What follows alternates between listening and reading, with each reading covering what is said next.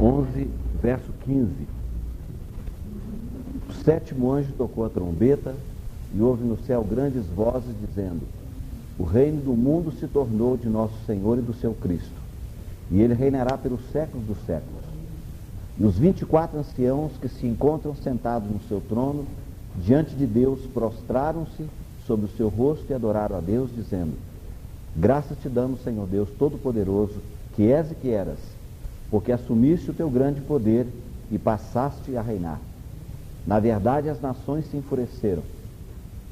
Chegou, porém, a tua ira, e o tempo determinado para serem julgados os mortos, para se dar o galardão aos teus servos, os profetas, aos santos e aos que temem o teu nome, tanto aos pequenos como aos grandes, e para destruires os que destroem a terra. Vamos ler apenas essa porção. A semana passada, irmãos, nós dissemos para os irmãos, nós estávamos estacionados na página 14 da apostila, né? Daqueles que estão seguindo pela apostila. E o último ponto dessa página fala sobre o Evangelho eterno, né? Os anjos pregando o Evangelho eterno. Só para nós situarmos aqui onde é que nós estamos, algumas pessoas falaram comigo que semana passada foi bem difícil de acompanhar, né? A gente correu um pouquinho, né? Mas eu vou fazer um retrospecto para os irmãos, só para a gente apanhar exatamente a posição onde nós estamos.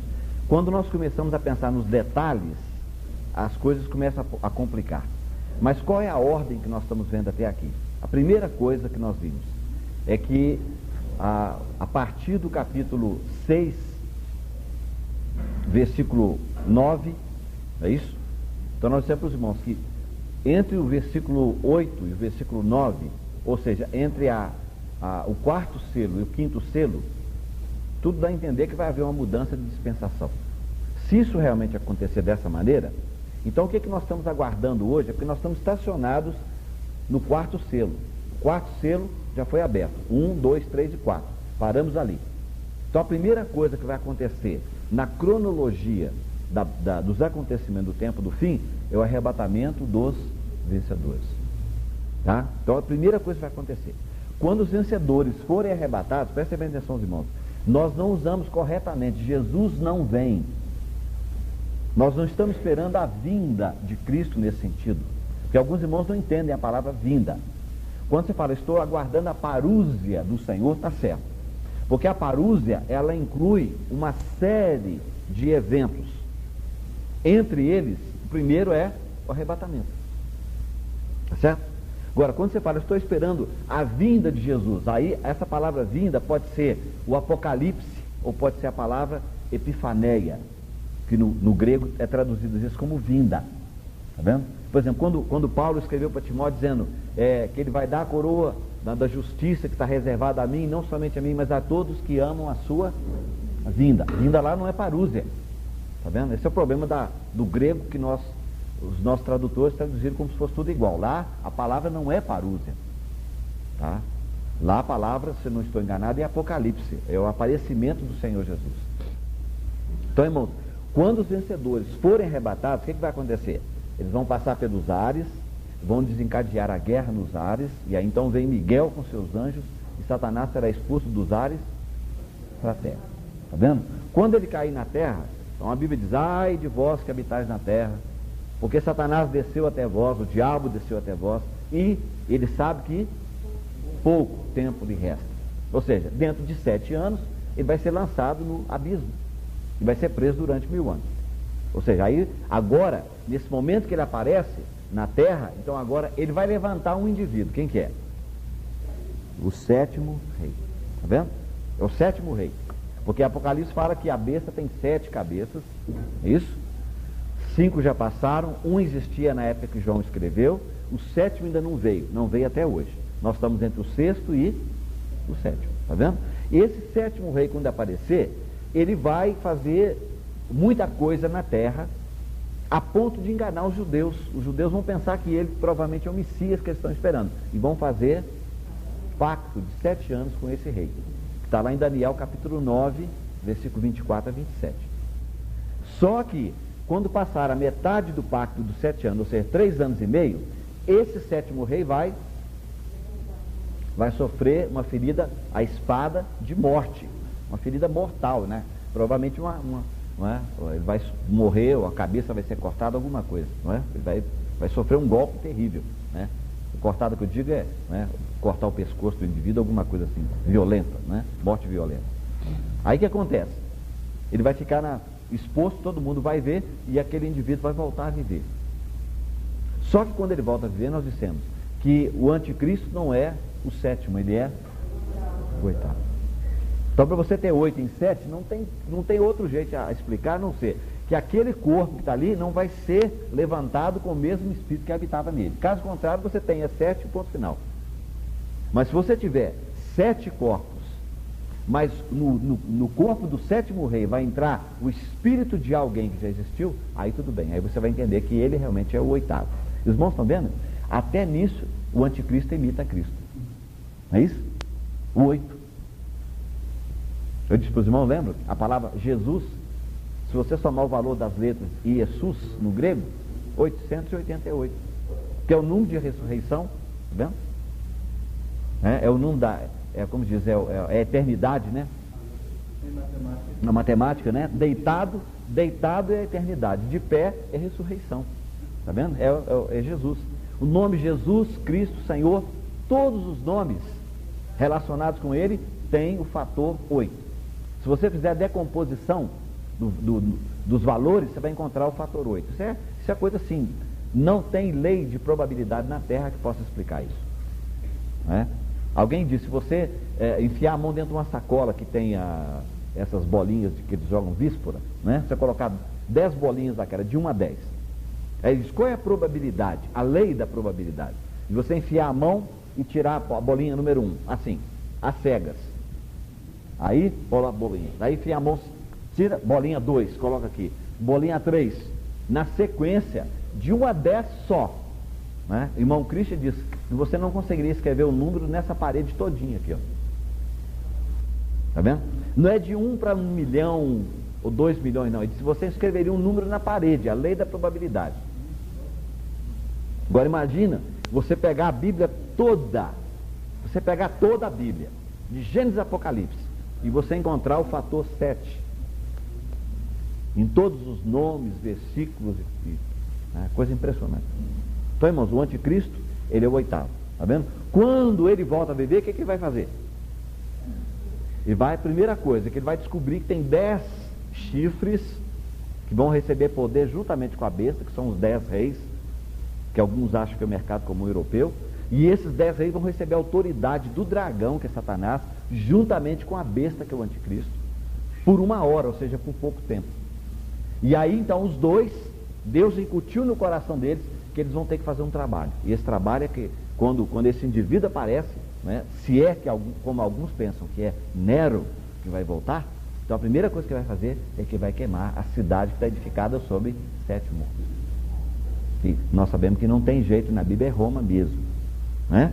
Muito bem. Aí então agora ele começa a reinar supremo. Vai colocar uma imagem dele dentro do templo em Jerusalém, que vai ser reconstruído. E aí vai dizer que todo mundo tem que adorá-lo. E aí então Jesus diz para o judeu, quando vocês virem a abominação da desolação, de que falou o profeta Daniel, no lugar santo, fujam. Então, ai de vós, ai das grávidas, não é? Porque, ai de vós, não aconteça a vossa fuga acontecer no sábado, porque não pode correr mais do que 1.600 metros, porque o judeu está debaixo da lei, né? Só pode correr 1.600 metros, né? Não pode correr mais do que isso. Então é um negócio sério, né? E então começa a grande tribulação. Aí nós vimos, no período da grande tribulação, Deus misericordiosamente vai mandar 2 oliveiras para a terra, tá vendo? 2 homens, que alguns irmãos acham que é Moisés e Elias, outros acham que é Elias e Enoque, né? Nunca li se tem outros que acham que pode ser outras pessoas, não sei. Eu, particularmente, digo para os irmãos que eu não tenho liberdade para dizer que seja um ou outro. A Bíblia não diz quem é, então muito difícil da gente... não está errado que alguém possa ter um sentimento, né? Como nós vimos outro dia com o irmão Witness Lee, né? Ele acreditava que era Moisés e Elias, né? Já, né? Sem dúvida, o irmão Dong segue bem de perto, né? Já o irmão Otmani, eu não sei o que ele pensa, mas pelo menos ele menciona esses dois nomes, mas também a possibilidade de ser Elias e Enoque, porque eles não morreram. Mas aí eu disse para os irmãos, se eles tiveram o privilégio de ser arrebatados e vão ter que voltar para morrer, a não ser que seja a vontade de Deus para eles. Mas eu estou querendo ser arrebatado, eu não quero passar pela morte. E depois então você disser, mas você vai ter que morrer, porque está ordenado. Não, isso não é verdade. Algumas pessoas não provarão a morte. Jesus disse, aquele que crê em mim, ainda que esteja morto, viverá. E todo aquele que vive e crê em mim,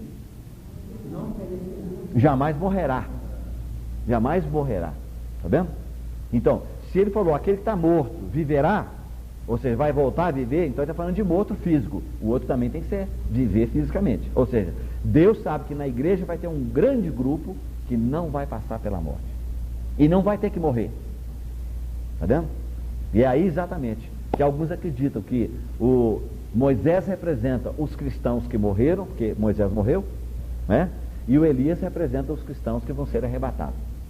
Pode ser. É isso? Então, irmão, durante o período da grande tribulação, nós paramos exatamente nesse ponto. Os anjos é que vão pregar o Evangelho eterno. Está vendo? Eles estão anunciando.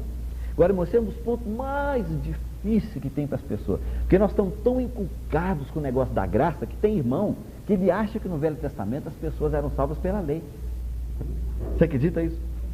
Tem cristão hoje, batista, metodista, presbiteriano, pentecostal, nazareno e companhia limitada, os outros 1.000 ou 1.500 que eu não sei o nome, né? Porque no Brasil diz que já tem 2.000, né, denominações. Então, irmão, há pessoas que creem que as pessoas no Velho Testamento, como não tinha a graça, o Evangelho, a graça foi pregada para Abraão. Todo mundo do Velho Testamento foi salvo igualzinho nós somos salvos, crendo no Salvador que viria. Nós cremos no Salvador que já veio. Ele está no meio, dividindo a história no meio. Está vendo? Todos eles foram salvos. Então, irmão, agora veja, o Evangelho é um só. Se você procurar a palavra Evangelho no Novo Testamento com uma concordância, você vai ver que tem o nome Evangelho acompanhado de várias expressões, vários adjetivos. Até Paulo diz, o meu Evangelho. Ele não fala isso? O Evangelho da graça, o Evangelho do reino, o Evangelho da salvação, o Evangelho o Evangelho eterno, né? E uma série de nomenclaturas que são dadas. O Evangelho é um só. O que é Evangelho? São as boas novas. Só que agora, nessa época, a era da igreja já passou. Então Deus não anuncia mais que é o Evangelho da graça. Ele diz que é o Evangelho eterno. Está vendo? E o Evangelho eterno aqui é pregado de que maneira? Temei a Deus e dá-lhe glória. Então Deus está dizendo para as pessoas na terra, você teme a Deus? Então dá glória a Ele. Agora prove isso. Está vendo? Nós paramos exatamente aqui no capítulo, na página 14, né? E no capítulo 14 também. Mas como eu disse para os irmãos, nós estamos vendo a ordem do Apocalipse é truncada. Ok. Qual é a primeira coisa que vem agora? Página 15. É o capítulo 10. Ok? Esse é o capítulo 10. Na ordem, na sequência. Olha, irmão, Jesus está chegando o momento, está vendo? O Evangelho eterno está sendo pregado durante a grande tribulação. Capítulo 10 vai nos mostrar o quê? Um anjo forte descendo do céu, envolto em nuvem, com arco-íris por cima de sua cabeça, o seu rosto era como o sol e as pernas como colunas de fogo, e tinha na mão um livrinho aberto. Sem dúvida nenhuma que esse livrinho aberto é aquele livrinho que ele tomou da mão que estava sentado. O livro já está aberto. Ele já rompeu o quê? 7 selos já foram abertos. Está vendo? Já rompeu, que tinha que romper o selo para poder abrir. São 7 selos, já foram abertos. Então agora o livro está aberto na mão deles. O que significa isso? Esse livro, irmão, alguns irmãos acreditam que é a escritura do universo. Deus nunca entregou a escritura, tá vendo, do universo, nem para Satanás, quando ele era o governador, o vice-regente aqui nessa terra, nem para Adão. A escritura ficou na mão de Deus. Ele disse, o dia que aparecer um que é digno, eu entrego na mão dele. Tá vendo? E os irmãos sabem, isso só aconteceu no Apocalipse capítulo 5.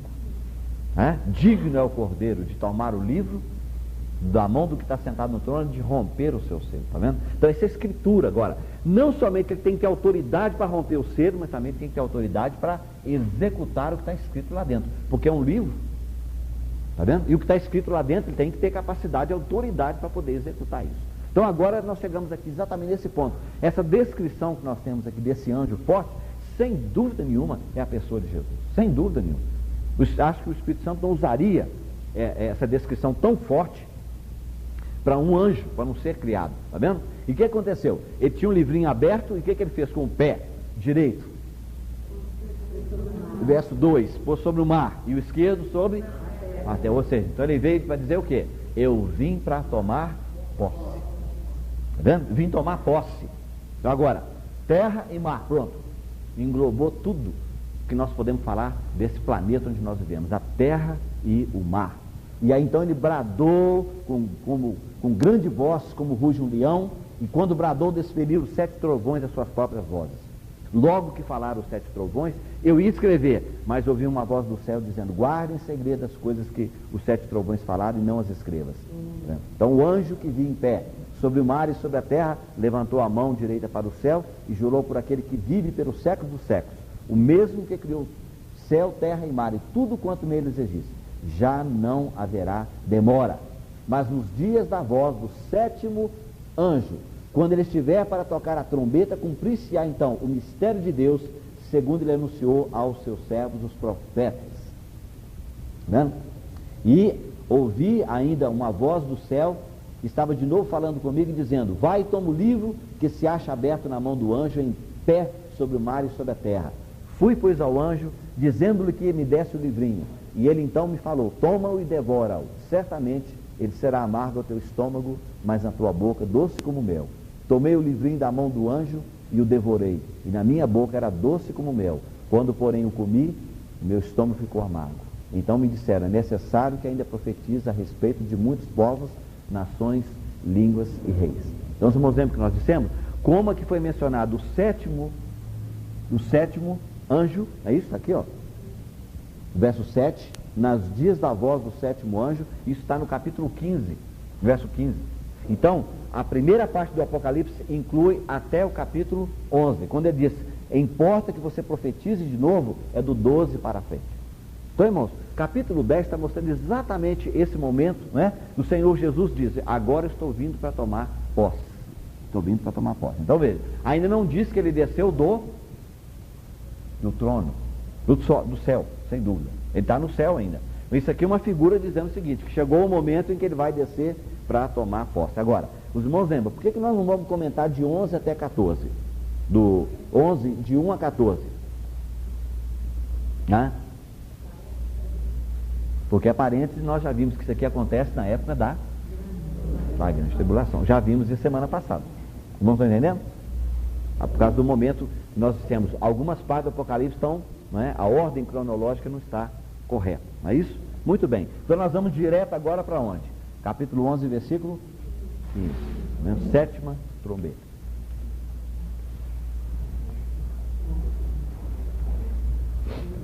Então vocês vão ver o seguinte: o 7º anjo tocou a trombeta e houve no céu grandes vozes dizendo: o reino do mundo se tornou de nosso Senhor e do seu Cristo, e ele reinará pelos séculos dos séculos. Não quer dizer que aqui já chegou, ele já está reinando, não.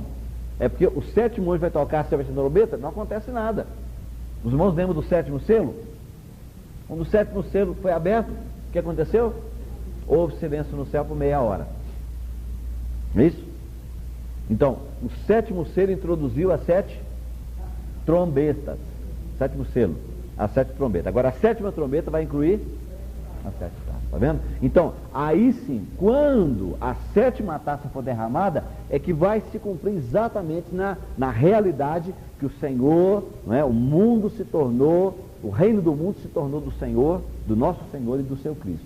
E ele reinará pelos séculos dos séculos, está vendo? Então esse aqui agora, irmãos, é o capítulo, a 7ª trombeta que nos fala sobre o momento do Senhor Jesus descer do trono até os ares, está vendo? Agora veja, a Bíblia menciona também a 7ª trombeta e a última trombeta, e a trombeta de Deus, está vendo? A 7ª trombeta nós encontramos no Apocalipse. A última trombeta é mencionada em 1 Coríntios, capítulo 15, 52. E a trombeta de Deus em 1 Tessalonicenses 4, 16. Agora, você não encontra outra sequência de trombetas na Bíblia a não ser no livro de Apocalipse. Ou seja, para você ter a última, você tem que ter quantas trombetas? Tem que ter pelo menos duas.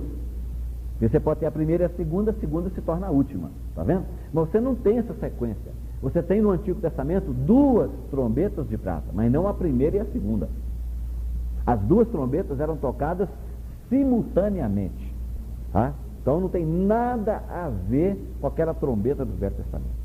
Quando Paulo mencionou a sétima trombeta, quando ele escreveu isso, ainda João não tinha escrito. Quando ele escreveu 1 Coríntios e depois Tessalonicenses, João não tinha mencionado as sete trombetas do Apocalipse. Paulo escreveu por revelação de Deus. Está vendo? Porque ele não conhecia o Apocalipse não tinha sido escrito ainda. Né? Alguns perguntam, mas será que Paulo sabia? Quem pode dizer?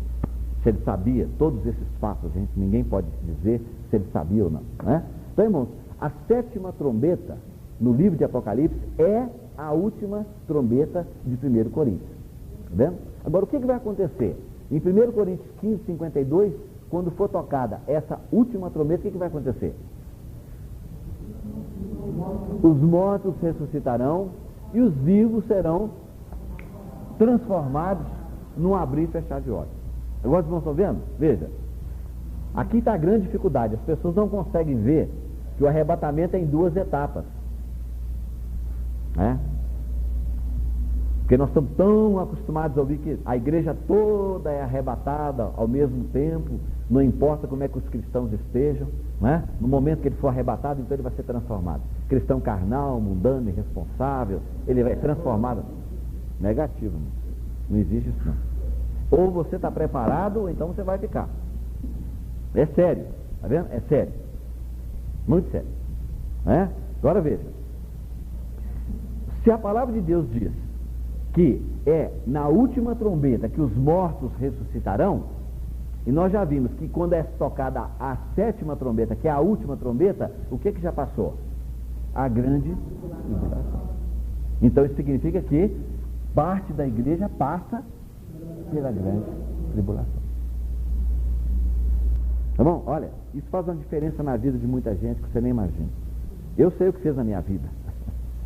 Quando eu comecei a ouvir alguém pregar, comecei a ler livros sobre a questão do reino, eu falei, gente, aí eu pensei que estava tudo seguro, que não perdia mais nada, mas perde. A vida eterna não perde não, mas o reino, o milênio, você perde. E tem coisas mais sérias do que essa. Coisas mais sérias do que essa. Né? Os irmãos sabem por quê? Porque Deus tem que segurar uma coisa. Se ele disser, olha, você é salvo e o seu nome está escrito no livro da vida, isso é verdadeiro, não estou dizendo que não é, e você pode viver como você quiser. Se você for um cristão carnal, mundano, não tem problema. No momento do arrebatamento você vai ser levado. E aí você vai ser transformado num abrir e fechar de olhos. Pronto, aquele cristão carnal e mundano agora não é mais cristão carnal e mundano. O outro pagou a vida inteira numa luta de dedicação e ele é transformado igual ao outro. Não, de jeito nenhum. O julgamento começa pela casa de Deus. Como é que você pode ter julgamento se não vai ter disciplina? Se você tem um que está errado e o outro está certo, você diz, não, todos os dois podem entrar aqui né, para gozar das coisas do Senhor. Não, está negativo. Então não tem julgamento. Não tem julgamento. Então, irmãos, isso é uma coisa, lamentavelmente hoje, a igreja perdeu esse de vista. No Brasil, olha, você não pode nem mencionar isso. Se mencionar, é heresia. Se você mencionar que a igreja vai ser arrebatada em duas etapas, é heresia para muita gente. Tá? Mas eu quero que alguém me explique como é que é isso aqui. Se os mortos ressuscitarão incorruptíveis, nós os vivos seremos arrebatados a encontrar o Senhor nos ares, ao soar da última trombeta, ao soar da trombeta de Deus, e a última trombeta significa que a grande tribulação já passou, porque a grande tribulação começa com a quinta trombeta. Então, parte da igreja vai passar. Sem dúvida nenhuma, muita gente vai se converter durante o período da grande tribulação, e muito mais gente vai se converter ainda na época do milênio. Como é que o Espírito Santo não vai estar na terra? Alguém diz, não, quando a igreja for arrebatada, o Espírito Santo será tirado da terra. Não, irmão? Como? Como é que as pessoas vão se converter? Quem são os chamados santos da grande tribulação? Como é que eles podem se converter se não tem Espírito Santo na terra? Irmão, e como é que o Espírito Santo não pode estar na terra se ele é onipresente? Nunca vi bobagem maior. Nunca vi. Aí alguém diz assim, Deus não está no inferno? Claro que está. Deus está em todo lugar. Ué, ele é onipresente. Agora, ele está lá no inferno e ele está com os santos dele, é completamente diferente.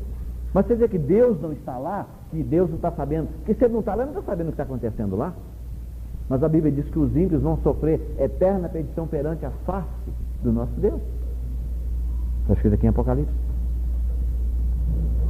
Muito bem, irmão. Então veja agora. Ao soar da 7ª trombeta, o que vai acontecer? Os 24 anciãos, nós já vimos quem são eles, né? Os anciãos do universo, os governadores, né? Estão assentados em tronos.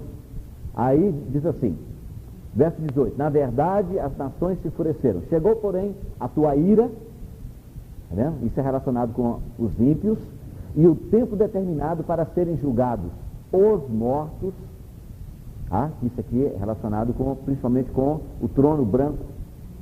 E também para se dar o galardão aos teus servos, os profetas, que os teus servos aqui são os profetas, ok? E depois aos santos. Agora pergunta para os irmãos, quem são os santos, irmão?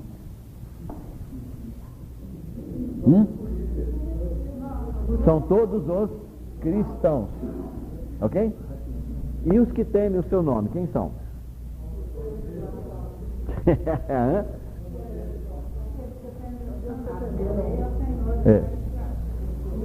Olha, irmão, alguns sabem.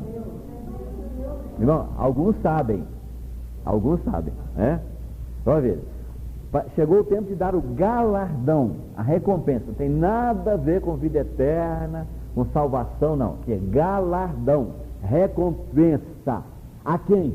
Aos seus servos, os profetas. Ou seja, os profetas são os servos. Os santos inclui todos os cristãos. Como Paulo diz assim, eu sou o menor dos santos. Está escrito lá em Efésios capítulo 3. Está dizendo, eu sou o menor de todos os filhos de Deus na face da terra. Isso o Paulo falou. Mas também ele diz, chegou o tempo de dar o galardão não só aos profetas, aos santos e também aos que... O que os anjos estão pregando na época da grande tribulação? O evangelho eterno. Temei a Deus. Está vendo? Então, irmão, essas pessoas não são nem do Velho Testamento, nem fazem parte da igreja, porque a igreja já foi concluída, mas eles creram. Está vendo? Eles creram. Eles creram no evangelho eterno. Está vendo? E aí o que eles vão fazer? Eles vão provar que eles são pessoas que temem a Deus, vão experimentar novo nascimento, que o Espírito Santo ainda está na terra. E aí o que eles vão fazer? Proteger os judeus e os cristãos durante a grande tribulação. Tá vendo? E aqui, irmão, é que vai entrar exatamente a parábola tão mal entendida dos bodes e das ovelhas. Tá vendo? Mateus capítulo 25. Só vou mencionar para os irmãos. Lá diz o seguinte: e Jesus, quando ele vier na sua glória, com os santos, os anjos com ele, então ele se assentará no trono da sua glória, e ele vai reunir as nações diante dele, vai separar uns dos outros, como o pastor aparta os bodes das ovelhas. As ovelhas ele coloca à sua direita, os bodes à sua esquerda. Ok? Só que aí ele diz para as ovelhas: vinde bendito de meu Pai, possuí por herança o reino que vos tem preparado, porque eu tive fome e desse comer, tive sede e me desse beber. Estava preso, vocês foram me ver. Estava doente no hospital, vocês foram me visitar. Estava nu, vocês me vestiram. Irmão, isso é para cristão? Ele está pregando para nós, para a igreja? Não mencionou nada de crer, de fé, nem coisa nenhuma. Ele diz, vinde possuir o reino, porque eu tive fome, boas obras. Mas sabe por quê? Porque essa palavra está relacionada com aquela pregação. Temei a Deus e dá-lhe glória. Provem com os seus atos. Está vendo? Porque nessa época, irmão, como é que essas pessoas vão reunir? Com o anticristo, com a vara de ferro em cima, destruindo, quebrando tudo que tem nome de cristão. Não tem igreja, não tem, as pessoas não podem se reunir. Está vendo? Essas pessoas ocultas, escondidas, eles não tem como provar quem eles são. Por isso eles provam que eles temem a Deus, cuidando dos judeus e dos cristãos. Aí chega num certo ponto que eles vão dizer: Senhor, mas como foi que nós tivemos com fome, com sede? Não, é que eu tenho que fazer um desenho para os irmãos. Jesus está sentado no trono dele, ó. Né? Aí desse lado, vamos colocar aqui, do lado direito, você tem ovelhas, e desse lado esquerdo você tem... desculpe. Não, é direita e esquerda, ok? Então aqui você tem bodes, e aqui você tem ovelhas. Ovelhas. Não fale como um americano que pega mal, hein? O americano foi chamar uma irmã velhinha, né? E ele queria chamar ovelha, né? Mas só que ele chamou de ovelha, por causa do sotaque, né? E ele queria falar ovelha desgarrada. E o pastor falou com ele: olha, aquela irmã é uma ovelha desgarrada. Ele chegou na porta, ela estava saindo na calçada e disse: ovelha desgarrada.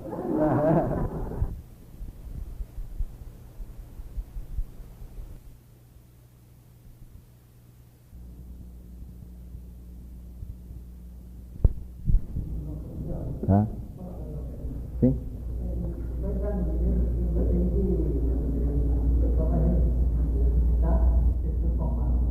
Isso. Mas você está falando de quem? Dessa daqui? Sem dúvida nenhuma. Vai haver a ressurreição. Sem...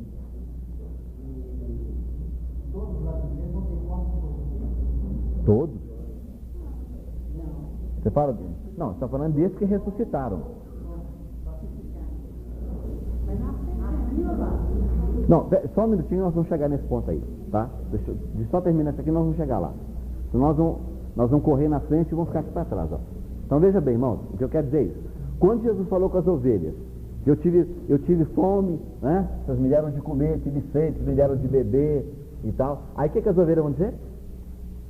Senhor, como foi que nós te vimos? O que vai dizer? Quando fizestes o quê? A um destes pequeninos irmãos. Então você tem 3 grupos presentes. Porque se essas ovelhas são os cristãos, então eles fizeram para ele mesmo. Está vendo? Mas ele está dizendo o seguinte: quando vocês fizerem isso para mim, vocês fizeram... quando vocês fizeram para esses irmãos, pequeninos irmãos, vocês fizeram para mim. Está vendo? Fizeram assim, fizeram assim.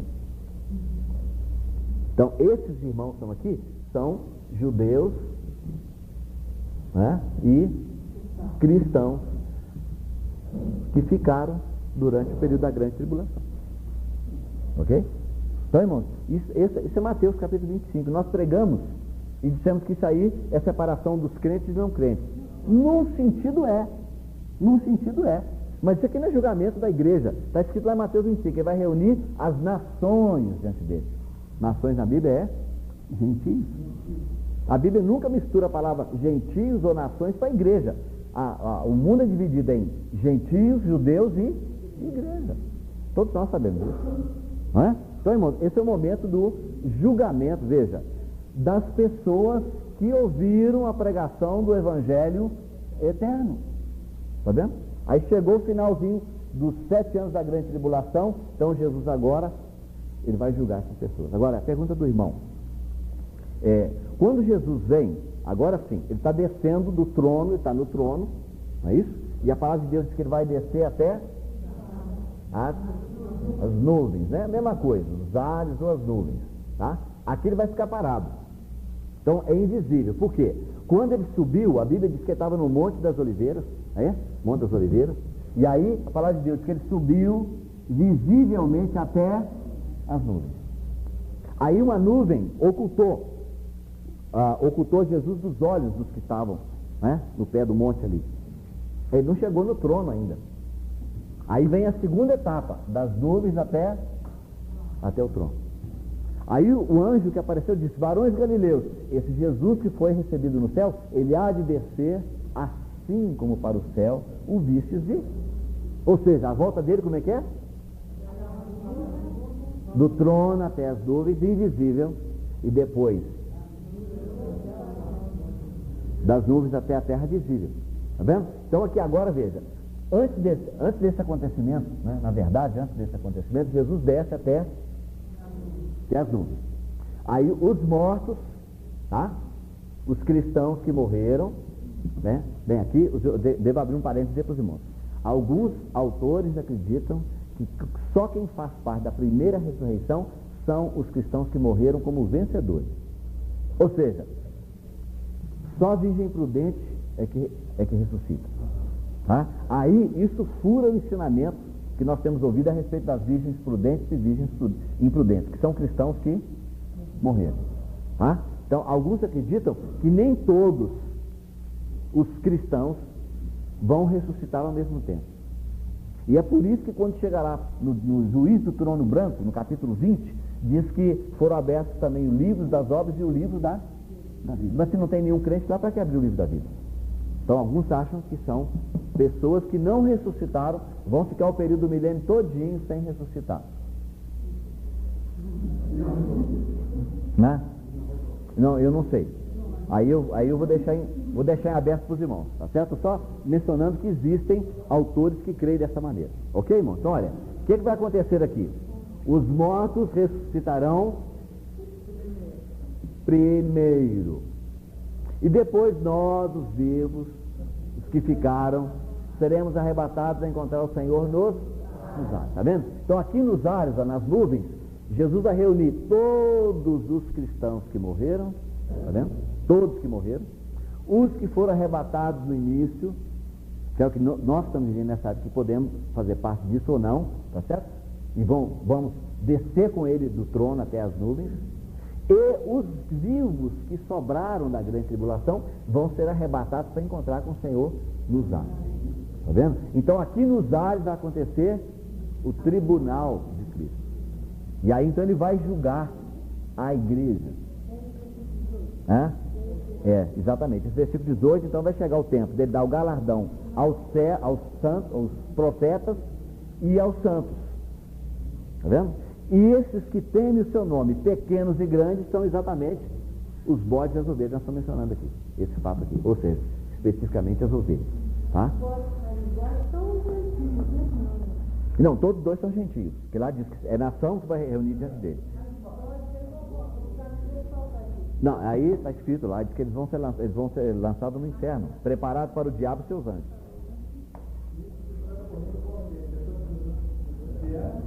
Exatamente, aqui ó, quando ele julgar a igreja nos ares, os mortos ressuscitaram, os vivos que sobraram são arrebatados, aí agora ele desce até a terra para ter esse julgamento aqui, ó. Tá vendo? Já é na terra.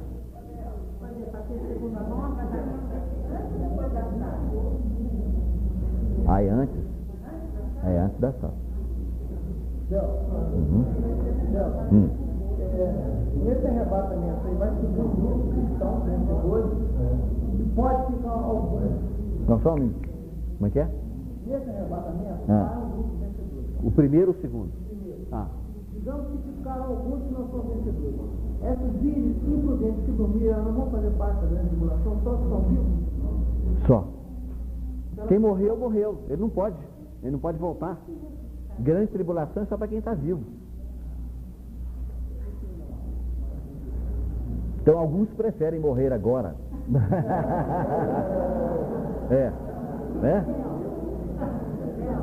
Só tem uma coisa. Só tem uma coisa. Tem que morrer como virgem prudente. Porque senão você vai ressuscitar como virgem imprudente. Não muda nada. Ok? Esse é no final ainda. Isso é capítulo 20. Vamos chegar lá.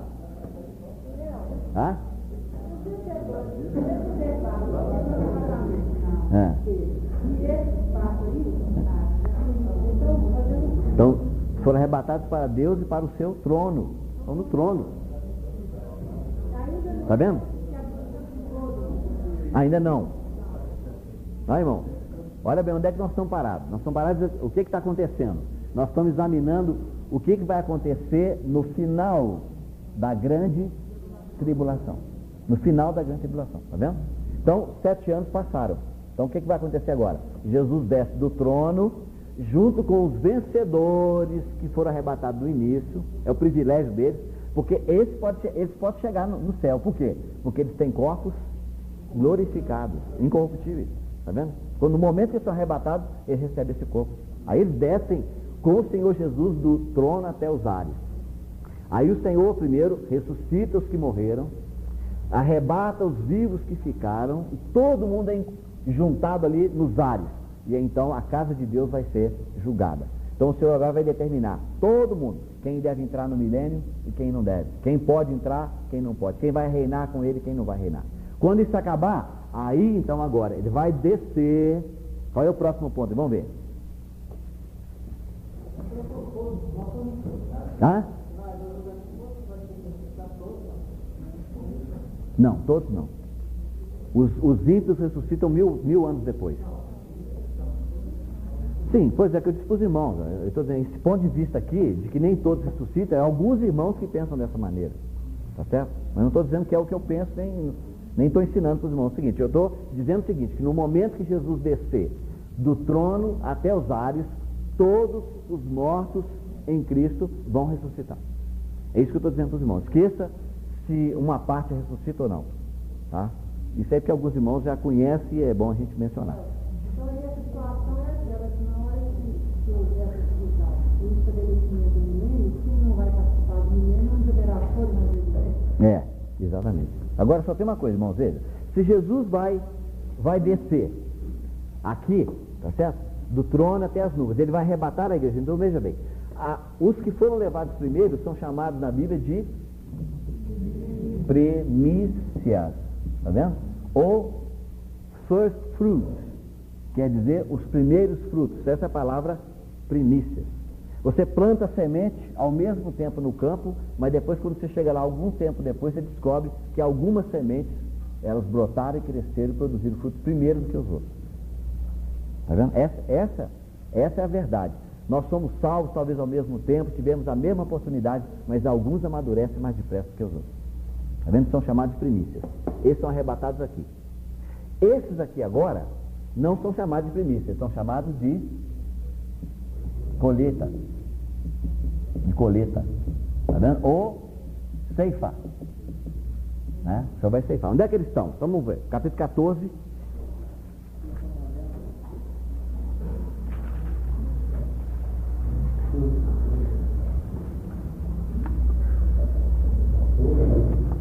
Capítulo 14. Olhei, e eis o cordeiro em pé sobre o Monte Sião. Não é o Monte Sião da terra, que os irmãos sabem, nessa época o Monte Sião está na mão do anticristo. É isso? Que está dominando sobre tudo. Ele colocou a imagem dele dentro do templo lá em Jerusalém. O Monte Sião está bem do lado, né? Do Monte Moriá. E com ele 144 mil, tendo na fronte escrito o seu nome e o nome do seu pai. Ouvi uma voz do céu com voz de muitas águas, com uma voz de grande trovão. Então há um novo cântico, verso 3. Diante do trono, veja, irmão, diante do trono, porque estão lá no trono, no céu. E ninguém pode aprender o cântico senão 144 mil que foram comprados da terra. São estes os que não se macularam com mulheres, porque são castos.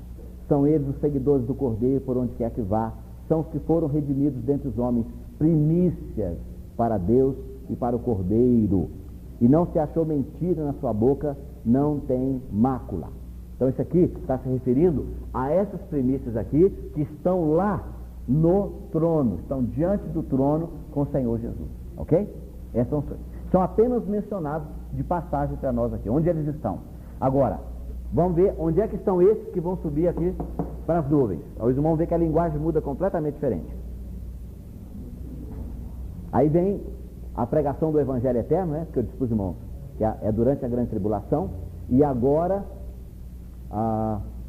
verso 14.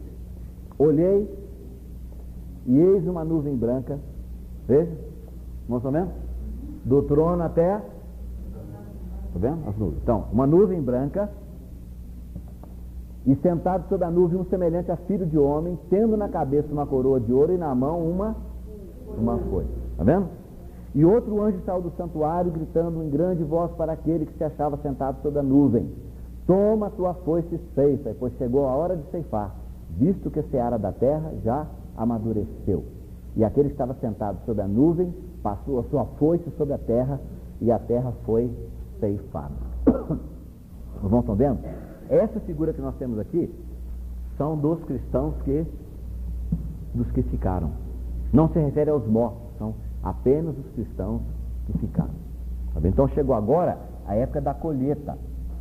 Chegou a época da colheita. Então o Senhor Jesus está do trono até nas nuvens. Então agora das nuvens ele vai lançar essa foice, né? Tudo é simbólico, e ele então vai colher, vai ceifar a seara da terra. Por que ele diz? Verso 15, a última parte: visto que a seara da terra, o que aconteceu? Está madura. Ou na outra tradução diz o quê? Secou. Todos os irmãos sabem qual que é a figura que nós temos aqui? Amadureceu ou secou? É porque o trigo, irmãos, quando ele amadurece, ele seca. Está vendo?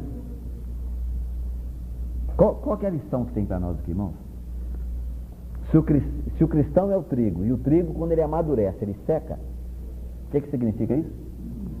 Quando você aprende a lição que sem mim nada podeis fazer. Uma pessoa que não pode fazer nada sem depender do Senhor, o que é? Igual de um bagaço de cana que você enfia, né? Moe aqui, sai do outro lado, passa outra vez para moer, pá. Tá vendo? Você não tem nenhuma confiança em você, você não tem nenhuma iniciativa sua própria, você depende totalmente do Senhor. Então é por isso que diz que amadureceu e secou. A outra coisa é que os irmãos sabem, o joio cresce junto com o trigo. É isso? Se você tentar, antes que chegue a época da colheita, separar os dois, aí o Senhor Jesus não tente fazer isso. Mas quando chegar a época, quando o trigo amadurecer, eles são tão semelhantes, mas quando amadurece, aí a diferença fica marcante. Sabe por quê? Porque o trigo, você sabe, ele tem essa haste, não é isso? Bem comprida, e aqui em cima ele tem uma espécie de uma cabeça, né? É aqui em cima que está praticamente o fruto. Só que quando ele está tão cheio de vida aqui em cima, ele curva a cabecinha. E o joio não, o joio fica lá.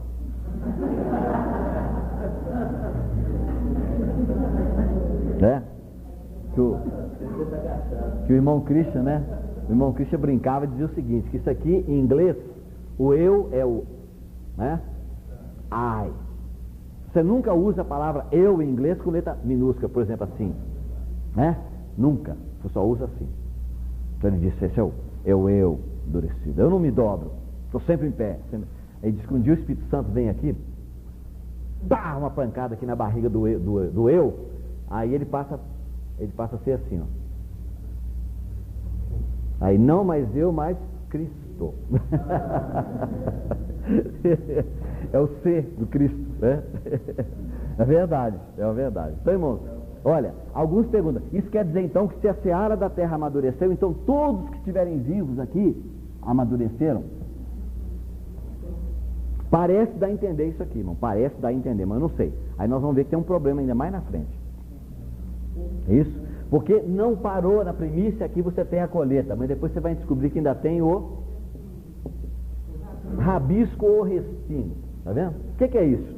É que na hora de você colher, fazer a colheita, pegar aqueles, é isso? Aqueles molhos, alguns caem e ficam para trás. É o rabisco. Os irmãos querem ver? Eles estão exatamente no meio das safras. Olha aqui. Sim. Aqui não está dividido em dois, não. Aqui está dividido em dois. O 14 é o 20. Ah. Depois do 17 tem outro ano que não foi da Buda. Mas isso é uva. As uvas estão maduras, É. elas são lançadas no lagar. Aí isso é ímpio. Tá vendo? A uva, quando ela está madura, ela engorda. O cristão, quando ele está maduro, ele seca. Tá vendo? A outra gordão. Cuidado com a gordão, irmão. Olha aí, perigoso, hein? Lógico que eu não estou falando fisicamente, né? Eu falo espiritualmente. Senão tem gente que vai brigar comigo aqui no final. Olha, irmão. De repente, você vê, olha aqui. Quando você encontrar parênteses Tá? Tem um parênteses no livro de Hebreus, capítulo 11, que algumas Bíblias não trazem mais.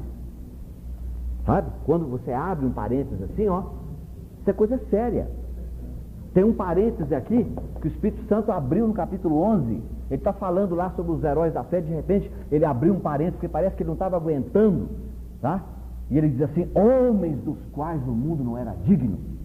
Ele abriu um parêntese para falar isso, tem nada a ver dentro do contexto, tá vendo? E aqui, irmãos, a mesma coisa, ele está falando sobre as taças, quando chega no sexto flagelo, ou a sexta taça, de repente ele abre um parêntese e diz, eis que venho, como vem o ladrão, bem-aventurado aquele que vigia e guarda suas vestes, para que não ande nu e não se veja a sua vergonha.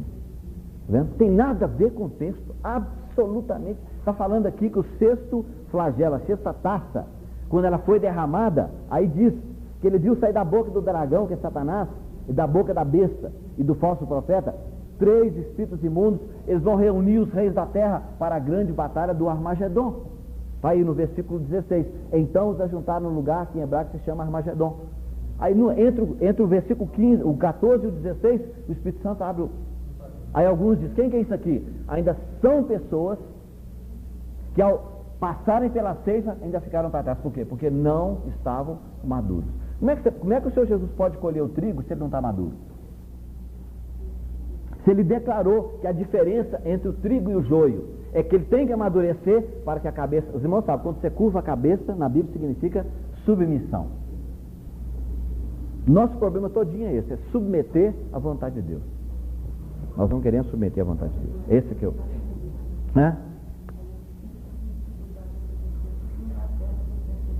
É isso. Não, sem dúvida que a obediência é uma coisa muito séria. Isso não quer dizer que todo mundo obedece o mesmo nível. Um irmão pode ser obediente 100% no nível dele. Deus fala, não, aquele aí está obedecendo 100%. Um outro irmão tem um nível espiritual maior do que o dele, mas não está obedecendo 100%. Você está entendendo? Porque o nível daquela pessoa é menor. Quem muito foi dado, muito será exigido, sem dúvida. Como é que é? Se tem jeito de amadurecer?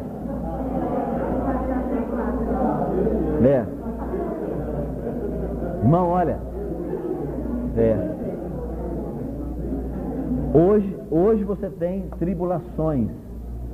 Importa que entremos no reino de Deus através de muitas tribulações. A tribulação produz a paciência, a perseverança. Tá vendo? Não tem jeito. Hoje, se você quer servir a Deus, você vai ter que passar por tribulação. Não é inevitável. Aí Deus é que sabe se o problema você vai ter concentrado é dentro da sua casa, é na família, ou é no trabalho, ou é na escola, ou é na igreja. Tá vendo?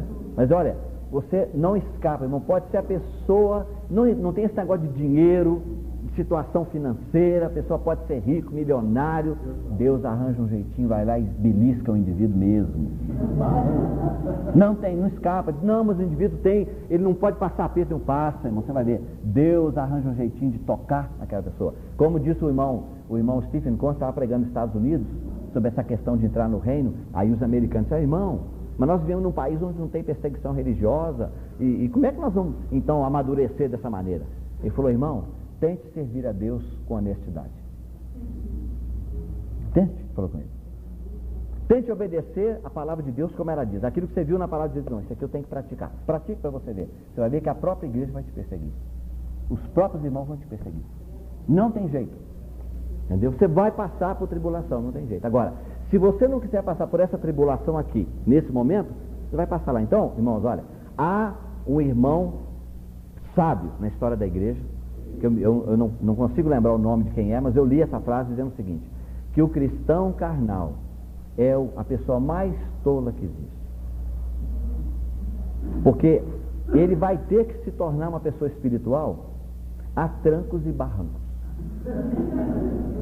Porque aquele que em vós começou a boa obra, ele vai aperfeiçoá-la. Tá vendo? Hoje você pode cooperar, tá vendo? Ser amadurecido e gozar de todos os privilégios de entrar no milênio, de reinar com Cristo. Está vendo? E do outro jeito, o que vai acontecer? Você vai ter que amadurecer, tá vendo? E perder o milênio. Que vai ter que amadurecer mesmo, que o Senhor não vai voltar. E disse: aquele que em vós começou a boa obra, Ele vai aperfeiçoá-la. E ponto final. Ele vai completar. Aí depende da pessoa. Quando é que você quer que seja feito? É agora ou é depois? Né? Muito bem. Né? Tem 10 ainda? Tá. Olha, irmão, nós temos ainda 10 minutinhos, porque né, aquele relógio ali está adiantado, viu? Ninguém olha para ele. Né? Não olhe.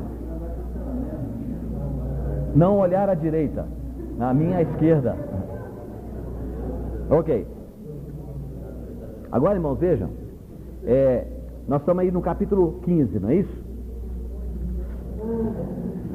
Capítulo 14, digo. Então, você teve primícias, você teve a colheita, né? A ceifa, e agora tem essa advertência do Senhor. Nós não sabemos se realmente isso quer dizer que alguns não serão levados e ainda vão insistir, um coração endurecido. Não, eu não aceito, não quero. Então o Senhor disse: olha, as taças vão ser derramadas. Então alguns podem escapar das taças. Os irmãos vão ver que a questão de selos e principalmente das trombetas e das taças, a diferença entre uma e outra é de intensidade. Lembra que eu falei para os irmãos para comparar? Naquele quadro comparativo você vai ver que com as trombetas é uma coisa, as taças é pior ainda. Se lá era 2/3, 1/3, no outro é 2/3. Então a coisa vai piorar. Tá vendo? Aí o Senhor diz: olha, eu tenho que deixar que você passe por isso. Porque já que você não quer ser grão de mostarda, você não quer viver apenas retirando desse mundo o necessário. Ou seja, só ligado desse mundo na superfície. Mas você quer lançar suas raízes para dentro você quer virar uma árvore.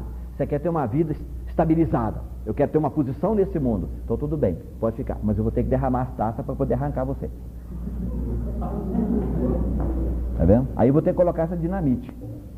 Então é a escolha que a pessoa faz. Irmão, não é falta de amor do Senhor, não. É amor dele. É a bondade dele que faz isso.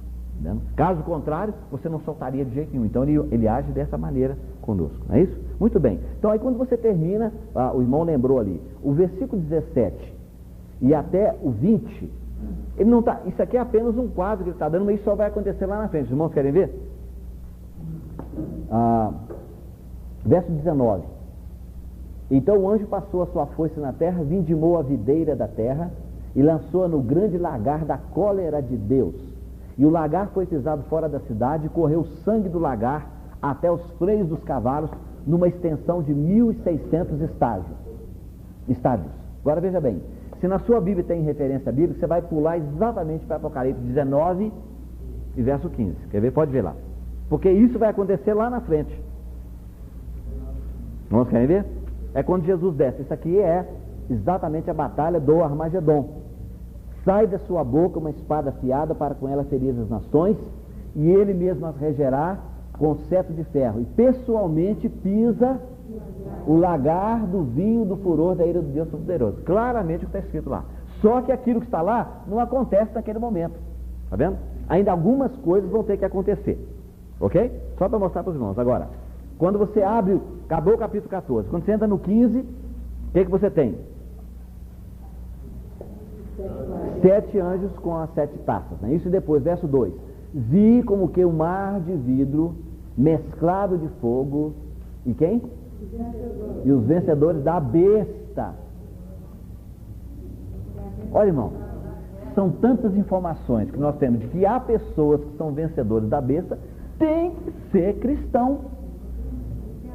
Porque se existe um outro tipo de pessoa que vence a besta, mas que não é cristão, então realmente eu não sei entender.